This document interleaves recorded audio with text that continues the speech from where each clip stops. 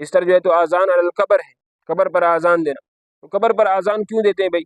کہتے ہیں کہ شیطان کو بھگاتے ہیں. اور بھائی شیطان ادھر کدھر آ گیا؟ پہلی بات تو یہ ہے کہ بھائی شیطان قبر میں کدھر آ گیا؟ دلیل کدھر ہے؟ دلیل نہیں. چلو تمہاری ہم یہ بات مان لیتے ہیں کہ شیطان آ گیا. تو شیطان یہاں پر شیطان کا کام کیا ہے؟ کہتے ہیں کہ سوال میں غلط کرتے ہیں.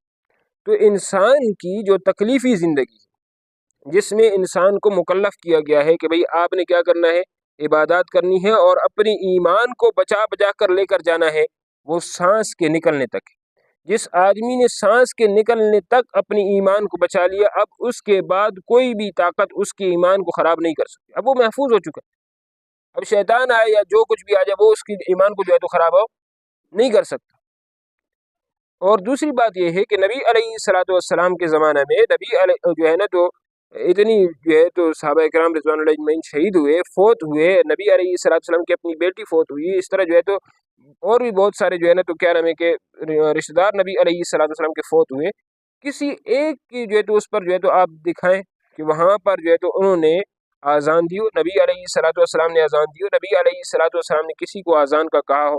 نبی علیہ الصلوۃ والسلام کے زمانہ کے بعد آپ صحابہ کے زمانے میں دیکھ لیں، صحابہ نے جو ہے تو کہا ہو کہ بھئی یار کیا کرو کہ بھئی آزان دیا کرو کیونکہ شیطان آتا ہے. صحابہ نے کہا ہو؟ نہیں کہا ہے. تبع تابعین کا زمانہ دیکھ لیں، وہاں بھی نہیں ہے. تو جب ان کو یہ بات سمجھ نہیں آئی تو پھر آپ کو کدھر سے آ گئی؟ اگر یہ دین میں ہوتی تو پھر تو ان کو بھی سمجھ آ جانی چاہیے.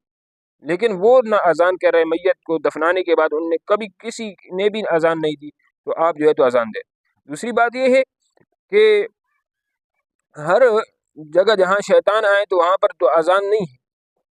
اگر ہم یہ ضابطہ مان لیں کہ بھئی یار یہاں پر شیطان آتا ہے تو جہاں شیطان آئے تو وہاں پر آپ اذان دو تاکہ شیطان جو ہے تو بھاگ جائے، کیونکہ حدیث میں آتا ہے کہ شیطان جو ہے تو اذان کی آواز سن کر جو ہے تو بھاگتا ہے. حدیث میں یہ بات ہے کہ بھئی جب شیطان کیا ہے کہ اذان کی آواز سنتا ہے تو پھر وہ بھاگتا ہے. تو اب اس کا مطلب یہ نہیں ہے کہ جہاں بھی جو ہے تو شیطان ہے وہاں پر آپ جو ہے تو اذان دینا شروع کر دیں. یہ تو اب نہیں، کیونکہ دیکھیں شیطان تو باتھ روم میں بھی ہوتا ہے. نبی علیہ الصلوۃ والسلام کی حدیث ہے کہ بیت الخلاء میں جو ہے تو یہ شیاطین جو ہے تو بیت الخلاء میں ہوتے ہیں. لہذا جب تم داخل ہو تو داخل ہونے سے پہلے جو ہے تو دعا پڑھ لیا کرو.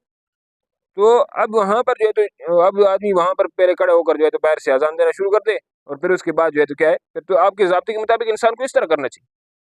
لہذا یہ ہر جگہ پر نہیں ہے، بلکہ کسی جگہ پر اگر جو ہے تو کوئی بات ہے، دین کی بات ہے، حکم ہے، تو اس کے ثبوت کے لیے دلیل بھی ہونی چاہیے. اپنی طرف سے ہم کسی چیز کو دین نہیں کہہ سکتے.